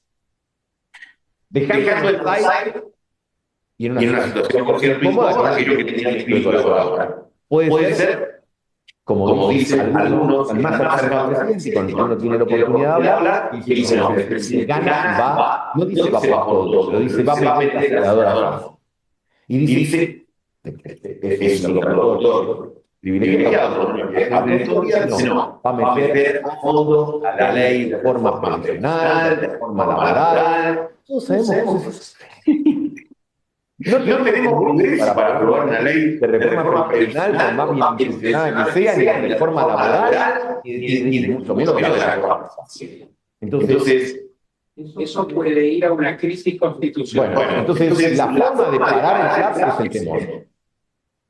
Y yo diría, el temor, no solo hablamos mucho de la dirigencia política y no hablamos de la dirigencia económica, y todo de lo necesario, que en parte se han alineado de sectores del Estado de una manera bastante pesada. ¿Por qué no tampoco es eso, Laura? Esta idea de que hay empresarios como nunca están del otro lado. Y han puesto a aquellos que lo regulan sacado de su propia planta de personal. Y yo soy muy capitalista, muy empresario, pero cada uno a sus tareas. Por supuesto, y además le aprovecho después de ese micrófono. Los magníficos vendedores que organizaron la cooperación a partir de su historia. Uno es Felipe González, que vos citaste. ¿Qué hizo? Llamó, se jugó el todo por el todo, porque lo podría haber perdido, y si lo perdía se quedaba sin política. Llamó un referéndum para convencer a los españoles de que entraran a la OTAN, cuando él había dicho que España no iba a entrar a la OTAN. Y el otro es Raúl Alfonsín, que tocó un tema hipersensible como el del Beagle, y se jugó con toda valentía, le podría haber salido mal. Pero organizó la victoria Y a partir de eso queremos un marco. No estoy diciendo que es muy único, la única cosa que hizo al principio de su gobierno, pero estoy dando ejemplos. No podés, estos tipos se creen que como ganan, hay un momento en que ganaron, y a partir de ahí ya tienen el camino. Entonces, sí, bueno, gané las elecciones intermedias, eso es lo más ridículo que hay. Cambiar la Argentina porque ganás unas elecciones intermedias insignificantes. Es absolutamente ridículo, perdón. Luciano. Bueno, creo que todos estamos tratando de encontrar la solución a un problema. Es la primera de la Argentina, cómo encarar formas exitosas y que perduran en el tiempo. Yo parto de una premisa que creo que es la que, sobre la cual me parece a mí que hay que construir la política, que es que Argentina tiene que dejar atrás modelos de economía kirchnerista que nos hundió en esta decadencia. Después uno puede tener sus propias visiones respecto a cómo salir de eso, a qué velocidad, de qué manera, con qué reforma, pero evidentemente es algo que tenemos que dejar atrás. Y lo digo porque, obviamente, la derrota del comunismo, exactamente, no puede hacerse con el populismo, ¿no? Esto es como primera premisa, digamos, porque si no, generalmente uno cae en los juicios, por ahí con otros colores, que se ha gustado, tiene distintas perspectivas. Es imposible construir un proyecto de nación que va a ser el mismo porque el adversario es el enemigo, el adversario es el antipático, el adversario es todo lo malo. Entonces, obviamente, no se puede construir un proyecto de país, mucho menos darle continuidad a la reforma, buenas o malas. Entonces, tenemos un debate sobre cuál es la reforma, cómo se hace, es complicado, ¿no? Pero también hay una crisis macroeconómica, aquí hay que poner pericia, hay que mucha política técnica, pero básicamente eso requiere para que continúe como las reformas respecto a la economía, que no puede cumplir, está mejor, es indudable que está en 90 cargos, sus reformas casi toda Latinoamérica, Argentina, Venezuela, en algún sentido de Bolivia, generaron procesos de estabilidad macroeconómica, cierto progreso social, la pobreza, cierto progreso social, Argentina, Venezuela. Es decir, que tenemos que partir de esa premisa. Ahora, ¿cómo se hace eso? Bueno, primero las reformas exitosas, primera condición necesaria. Una sociedad publicada con esta serie. Pero segunda condición para mí, también absolutamente necesaria, alternancia económica de las reformas para la alternancia política de la gobierno. Te digo que los meses aceptaron 20 después otra crisis, ¿no? Entonces, ahí es donde yo creo. Bueno, primero uno, también creo que liderar la capacidad de que viene González. No lo mismo llegar a España, que González, que gira, que agarra a España, bonito y te choca. Está claro, los lideros son claros. Y a veces toca.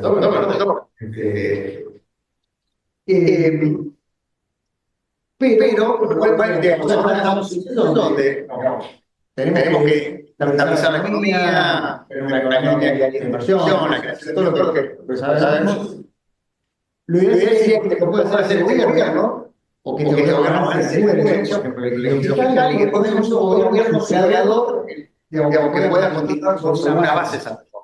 Entonces, eso me lleva a una conclusión tan simple como un ejemplo, que es. Estamos en una tercera posibilidad, una tercera vía que permita que en el caso de que el pelo vuelva de ley a otro lugar, en lugar de ir a otro, se usa en el medio. Cuando digo en el medio, no es necesariamente en el centro ideológico, podría ser, sino una alternativa que no sea la otra del kirchnerismo. Me parece que esta es la clave hoy.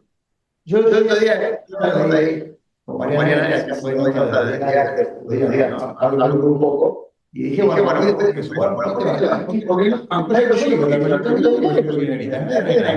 bravo. Entonces, bueno, yo que creo que lo mejor es darle a la Argentina una alternativa que no sea el kirchnerismo a la Argentina. Ponerle la obra, hoy no hay demanda social, puede haber, ¿no? Y digo, no lo vamos a poder inventar por la propia ley, ojalá sea más errores. Lo único que podemos hacer como sociedad, lo que estamos acá somos dirigentes políticos sociales, es trabajar con la alternativa que hacemos con el ley, ¿no? O sea, no nos quita mucha alternativa. Estamos en la ley, su pericia, ya vamos, y lo que tocó, o que si falla, Argentina, lo que sea, digamos, ¿no? Entonces, creo que hoy, para ser prácticos, no tenemos muchas alternativas. Tenemos el desafío de, por lo menos en lo político, empezar a construir eso. Y después tenemos que líder. Eso es lo más complicado. Necesitas un líder, un candidato que comunique y que exprese eso. Y atrás tenemos votantes, gente a intentar que eso prevalezca ante todo el tiempo. Creo que eso es la tarea más pendiente. Después, la política es súper compleja y bueno, Eso, pero te pregunto nada más. No fue así la alianza. Más allá de que salió mal por otra razón. La alianza fue así, ¿no? Sí, pero continuidad con ruptura. Pero tuvo la mala suerte de la alianza que chocó con la restricción de la compra. Por supuesto, pero eso es así.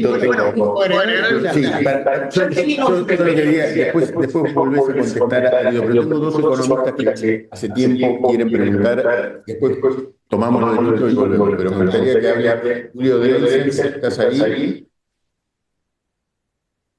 Desmuteate, por favor, Julio.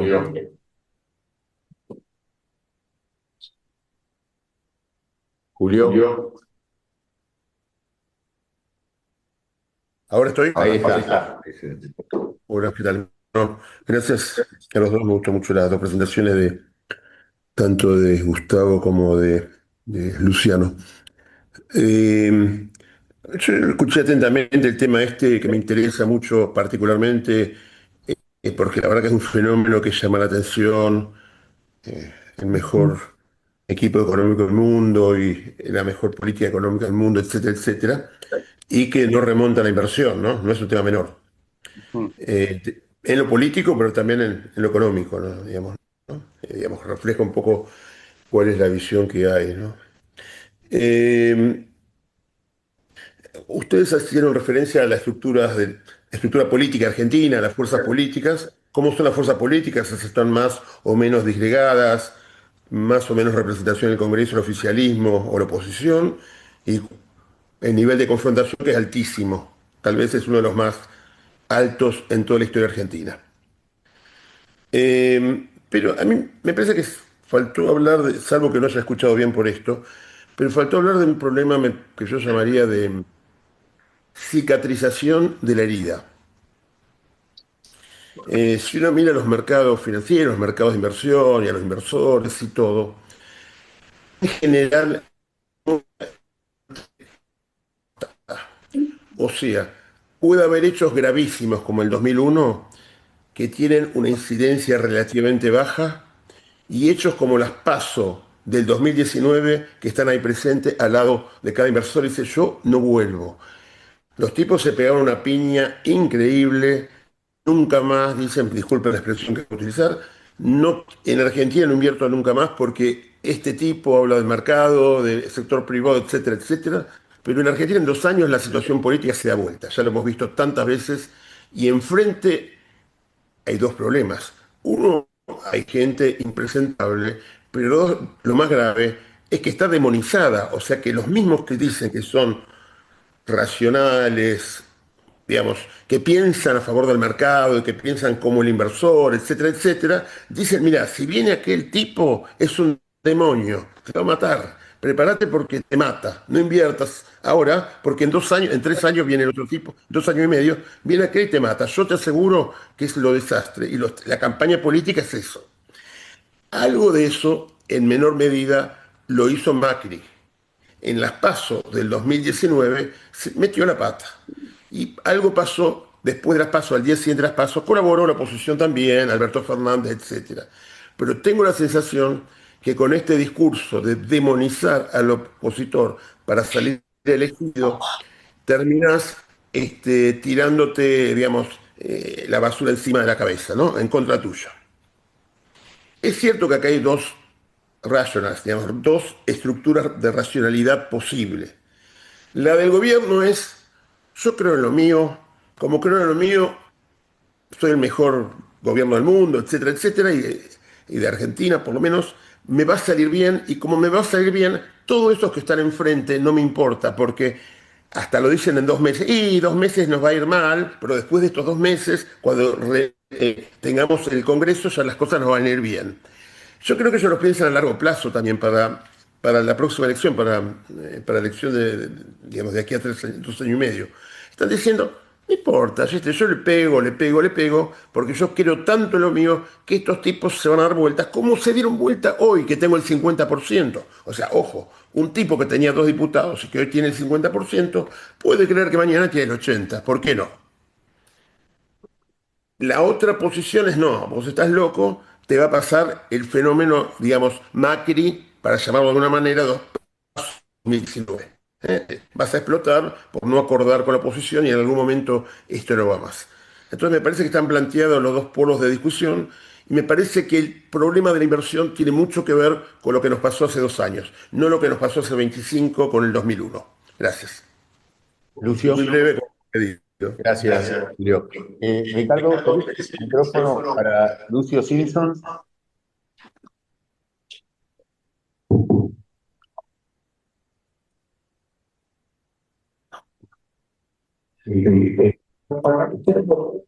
Preguntas. Las dos son un poco más referencia a elementos más bien estructurales, no tanto científicos, que están, digamos, iluminados también por la estructura. La primera es, uno observa que el pedagogo de la educación, el gobierno en un momento dedicado a cabo 2 años. Y el gobierno de Milei está mostrando signos evidentes de también dos años de un poco mágico, pero simplemente lo que muestran son procesos económicos y políticos que generan lapsos muy pocos de gobernabilidad durante gobiernos que no forman parte de la composición política. Entonces, mi pregunta es,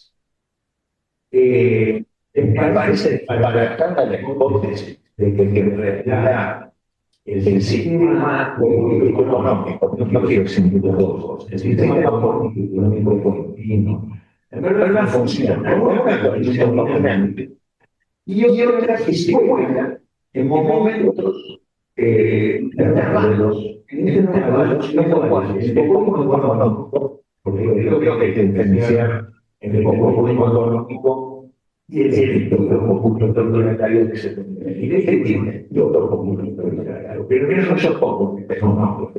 Y en eso también porque nos interesa el campo. Y la imagen sí tiene eso como. Entonces, eso creo que es la hipótesis de las ciencias políticas. O sea, que Argentina en realidad es un sistema de alternancia o es un sistema económico cuando se agota. Cuando se agota el esquema de la composición se gasta. Entonces tiene que pasar la competitividad. Porque en nuestra sociedad, el gobierno, que había 2 años, se agotaron, suponiendo que había mandado a cabo 2 años. Los 3 años se la Los 3 se enfrentaron eso de nada, lo cual los condicionó los puso de posibilidad más diluido para entenderse hasta un punto que a los 2 años, porque los procesos en la Argentina son muy rápidos, en ese sentido, se terminó. La otra referencia es que evalúa esa hipótesis. Y la otra pregunta tiene que ver con lo siguiente. Son parte de la caracterización que hizo la Argentina acerca de los errores políticamente cambiaría durante la legislación, si de hacer efectivamente y de ahí tiene la responsabilidad en eso. Pero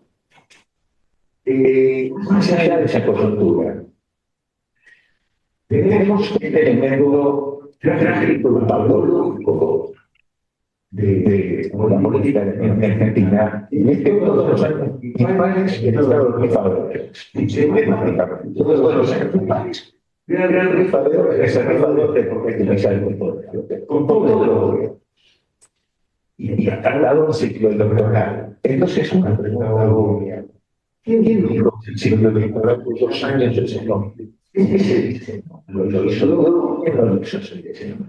Tendríamos que buscar. Y no más para que tenemos formas culturales, exigísimos, por supuesto, tenemos que tratar de adaptar ese tema de votación que está en la Constitución. Ya sabemos que esto tiene un costo muy alto para la economía y para la sociedad. Y lo estamos pagando todo con estos hechos. Tenemos que por lo menos empezar a reflexionar. Pero porque es la opinión de ustedes. Mi ley, efectivamente, es políticamente descansada.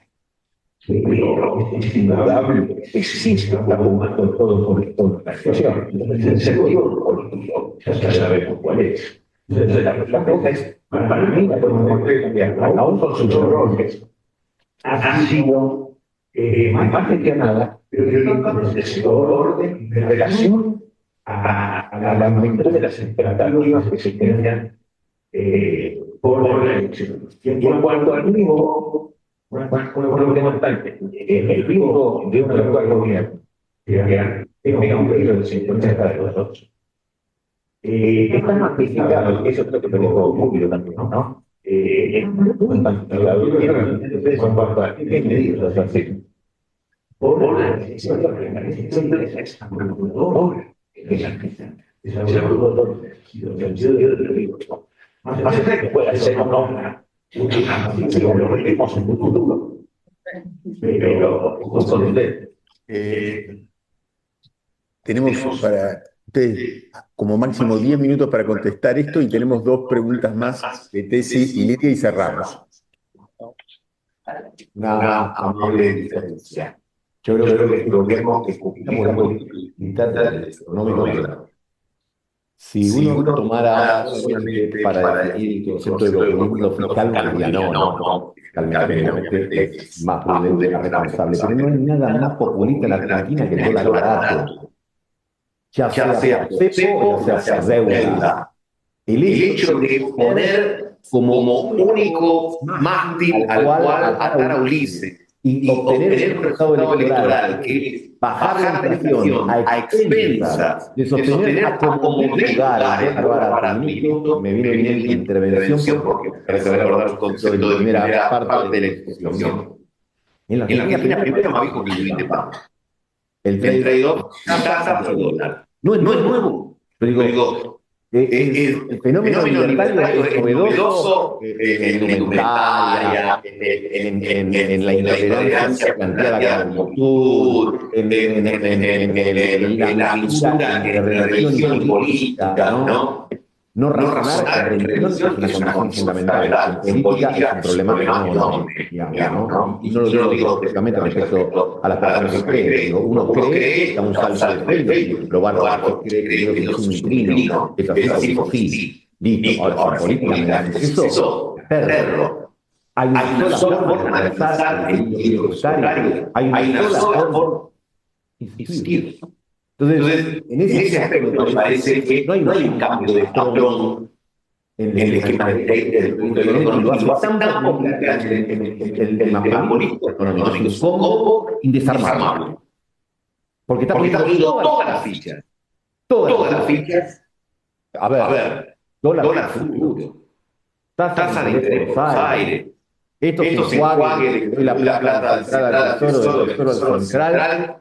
No hay nada mejor que el reciclado donde se paga la deuda, ¿no? Entonces,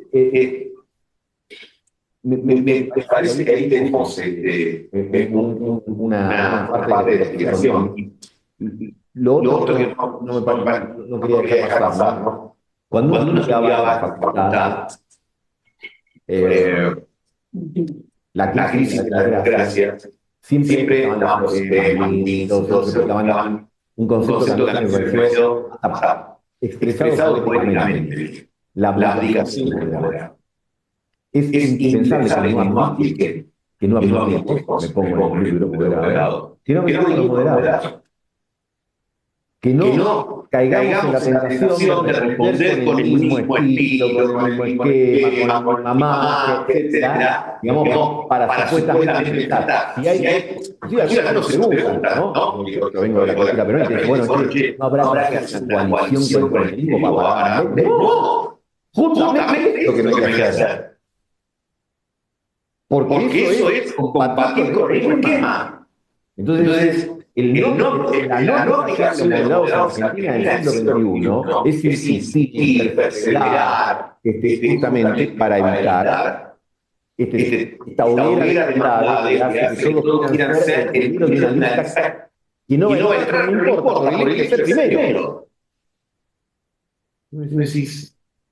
Es una tontería política. Ahora, como bien decía Luciano, eso depende del contexto, depende de las circunstancias y también de un tipo de liderazgo que no es frecuente en la Argentina, el tipo de liderazgo que tenga la naturaleza consociativa.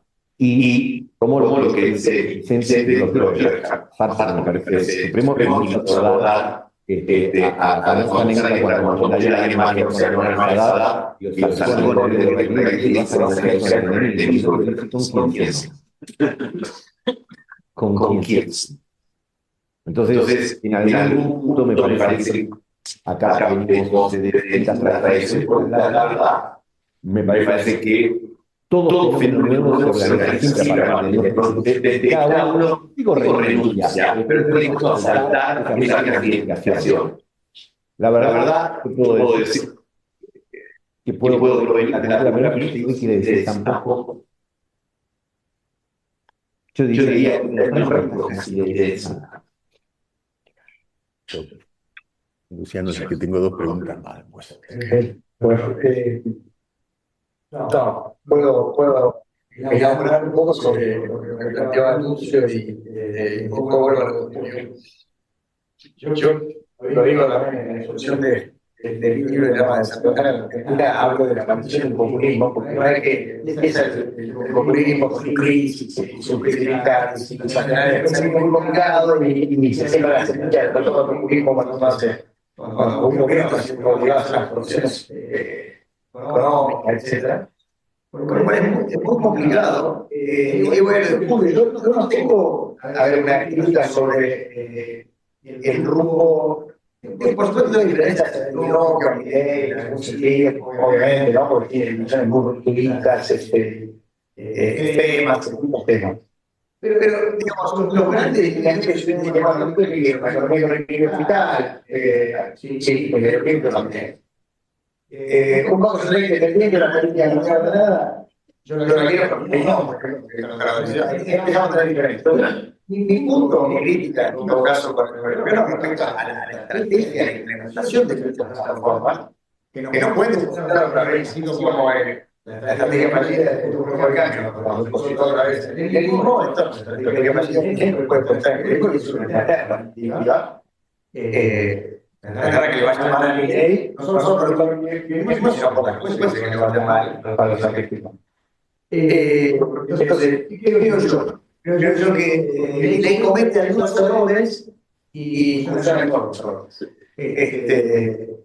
Por ejemplo, la idea refundacional, que es muy típica de la política, etcétera, ¿no? Milei, bueno, eso ya pone en la beneficia de un montón de sectores políticos, sobre todo de la misma clase,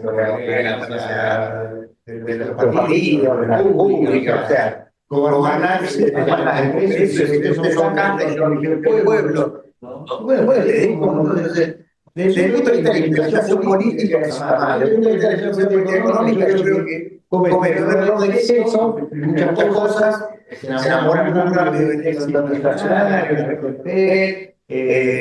éxito de la acción fiscal que sea a costa de la ganancia en el ejercicio, sea un juego de victoria, digamos, ¿no? Cuando recién está iniciando, digamos, la etapa de consolidación. Y creo que el enamoramiento por esos éxitos iniciales lo llevaron a postergar grandes decisiones que eran necesarias, ese tiempo definitivamente, y lo hizo, por ejemplo, con los precios chicos, todos. Lo hicieron en defensa de los respectos, lo hicieron como cambiar, lo hicieron con rango constitucional. ¿Por qué? Porque una de las cosas de la Constitución del Comunismo es que cuando se asoma el comunismo, como decía Julio, es la producción construida. Y en ese tiempo, ahora hay una crisis. Pasó a Macri en agosto del 19 y al horno en el 2020. Bueno, Latinoamérica que había aprendido esos errores, reforma sus instituciones nacionales. En los 80, muy bueno en el 94, creo, el 93, a nosotros le pone el comunismo, le pone la Constitución Nacional. Bancos centrales de producción de bombardero, reglas militares constitucionales. Se prohíbe toda la Constitución Nacional en la reforma de todas las 90. Argentina se reforma en 94 y no pone una sola regla económica. Eso le pregunté a algunos de los autores de la Constitución, ¿qué pasó? Nos dimos cuenta. Pensamos en los datos de la comunidad de no lo pusieron. La única reforma constitucional de Latinoamérica que no son las condiciones para el logro del comunismo. Y ellas para la regla de la Constitución de Brasil. El kirchnerismo duplicó el gasto público en una década. En Brasil no se puede eso. Las reglas fiscales tocan el gasto. El kirchnerismo puso el cepo cambiario y en Colombia no se puede, está prohibido por rango constitucional ese cepo cambiario. En Argentina el kirchnerismo saltó el Banco Central, en Colombia, pero en esos países no se puede hacer contra está prohibido por la Constitución Nacional, no por una ley que se cambia por otra ley. ¿Entiendes lo que estoy diciendo? Podemos superar, pero lo que quiero decir es, entonces, el gobierno de Milei que se enamoró, digamos, de esos éxitos iniciales y postergó cosas que se necesitó cierro. Las reformas en este tipo de experimentos de salida del comunismo,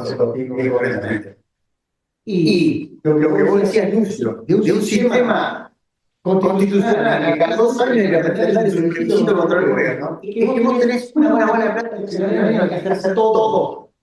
Yo soy el que hace más. De que tenés que pasar la reforma laboral. Sí, se podía pasar la reforma laboral. La votaba bastante, todo yo creo que sí, pero pegan el palo como la ley pasa. El año pasado se le puso una ley base, una delegación de poder, nunca viste la historia. Y ahí se lo está planteando. ¿Qué te quiero decir? El primer año vos tenés la ventaja de hacer todo bien.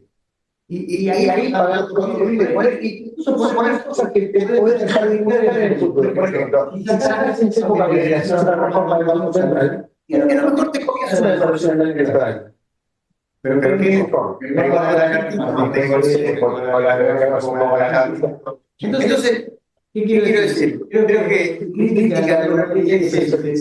Había una metodología muy buena de reformas. Había muchas cosas hechas. El RIGI, por ejemplo, después se le conoce a la banquina, que es más era un proyecto de reglamento, la reforma laboral, ¿cómo llegaron a tratar de la reforma laboral? Bueno, privatización, ahora el pacto fiscal y la reforma productiva,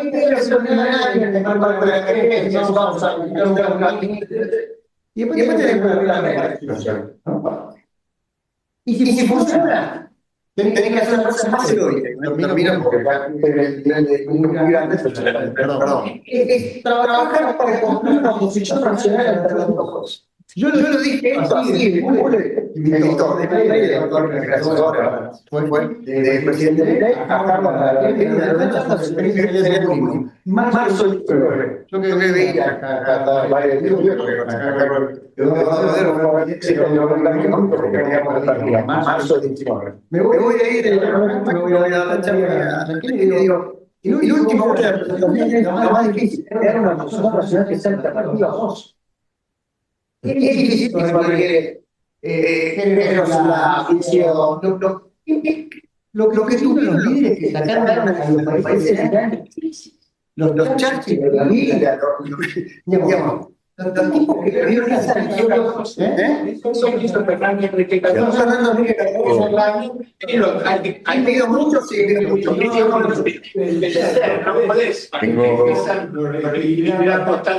9 menos 5. Les voy a pedir un poquito de paciencia, pues no quiero dejar a nadie, quiero ser un coordinador democrático y no populista. Y la tengo a Tessy y a Ariel, y después cerramos. Agradezco a todos la paciencia, Tessy. Desmuteate, por favor, Tessy. Bueno, muchas gracias. ¿Se escucha? Bien. Yo tengo 2 cosas para comentar, breves, y una pregunta por sí o por no. Primero, a mí me parece que la responsabilidad del diálogo y la gobernabilidad, en primer lugar, está en manos del gobierno, siempre, no de la oposición. Obviamente para bailar el tango, ¿verdad? Pero gobierno. Primer punto. Los candidatos de la Libertad Avanza están al borde del mamarracho, para decirlo chicaneando, pero la verdad es que son poco confiables y votar a Milei es votar a un mundo rarísimo. Antes votábamos a masistas y ahora no sabemos a quién votaríamos, en el supuesto, no es mi caso. El tercer punto, los candidatos de la oposición, léase Radicales, PRO, Pichetto y otra gente que está con él y tal, a gran parte de la sociedad, pero gran parte de la sociedad, la deja mucho más tranquila que votar a Lemoyne, por decir algo así. Entonces, dicho esto, la pregunta es, la oposición de centro, normal, con mayor equilibrio emocional, mayor experiencia, tiene un desafío de armar un mensaje político atractivo, serio, que apoye al gobierno en estos años, en aquellas cuestiones que son necesarias, pero que tenga un discurso y un liderazgo. Desde mi punto de vista, los votos están, pero me interesa la opinión de ustedes. Muchas gracias. Lidia, cerramos las respuestas.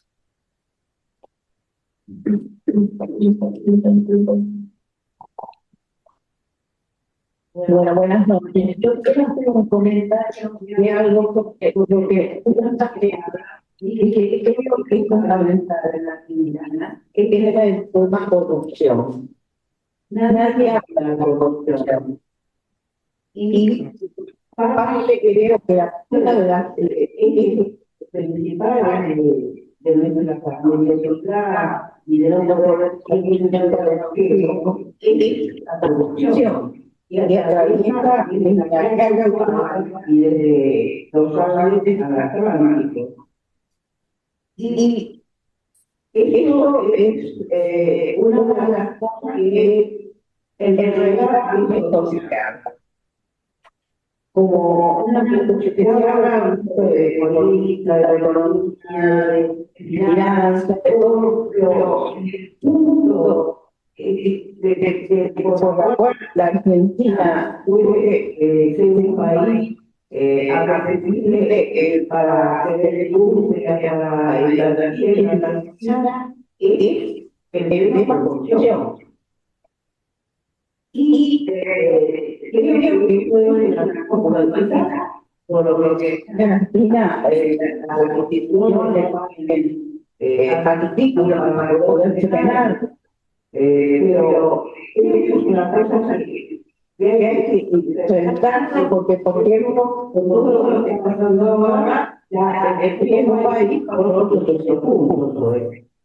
Hasta lo de escuché, nosotros hablamos de esto bien. Bueno, y cierren como les parezca.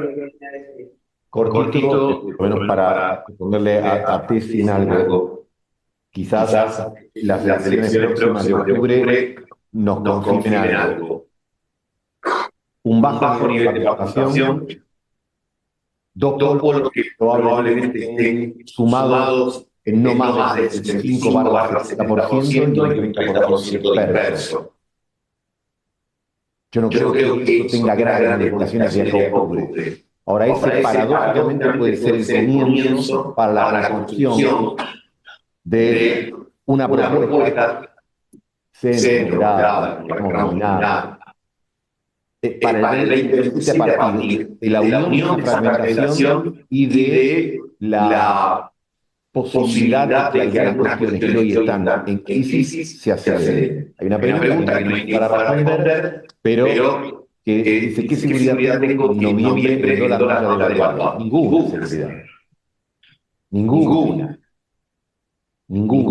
Entonces, esa espada combinada con la fragmentación es lo que de alguna manera trato de hilar, puede llevar a que haya una suerte de conspiración de sensatos que empiecen a construir una alternativa en medio de esto, pivoteando en la necesidad de la Argentina. Pero reconozco que probablemente haya mucho deseo, por lo que estoy diciendo, un poco de politol. Bueno, no, en la misma línea que Gustavo y Tessin, coincido con esa visión, digamos, en la necesidad que en algún momento haya que intentar poner sobre la góndola electoral una tercera posición. No es fácil de identificar y administrar los egos y los intereses, es muy complicado. Creo que eso va a ser un gran desafío, pero creo que va a haber una demanda electoral en el futuro para eso. Así que nada, en eso coincido 100%, pero con la señora respecto a la corrupción, no hay que acordar con eso. Argentina está ahí liderando algunos índices de poca transparencia está entre los peorcitos y también la inflación, el capitalismo, porque la economía funciona en base a la calidad de las instituciones, la regulación, es un tema central, no hay ninguna duda. A veces nos enredamos en un tema de infraestructura y es más importante. Hoy hay sobre la mesa la corrupción, los mercados están cayendo, pero ¿por qué? Porque no pierdan con el la corrupción. No porque les preocupe la corrupción, a la mercado que sí. A la inversión real sí, porque tienen que activar su negocio con gobiernos corruptos y eso es un gran problema. Así que gracias por la pregunta, Isidro, es y coincido también con tu elaboración. 15 segundos nada más, como voy a citar de golpe por última vez. Juro. ¿Qué es esa realidad? En 1940 la realidad, Rajá Salón de la Francia perdió la batalla, pero no era realista. Aparentemente no era realista. 4 años después era realista. Hoy en realidad plantearse una opción de centro, una confluencia de centro, parece que yo creo que sí. Porque estoy absolutamente convencido que es una necesidad del sistema político, del sistema económico. Hoy hay demanda fragmentada, no mucha, fragmentada. Hay los dirigentes con los problemas, ya saben lo que quieren. Digamos, pero así, y aún así, pienso que es realista proponerse ese propósito de construir esa fuerza. Gracias. Bueno.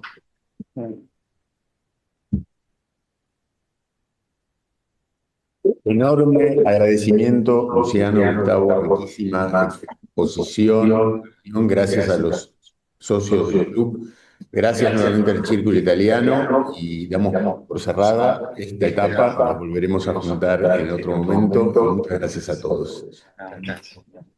Gracias.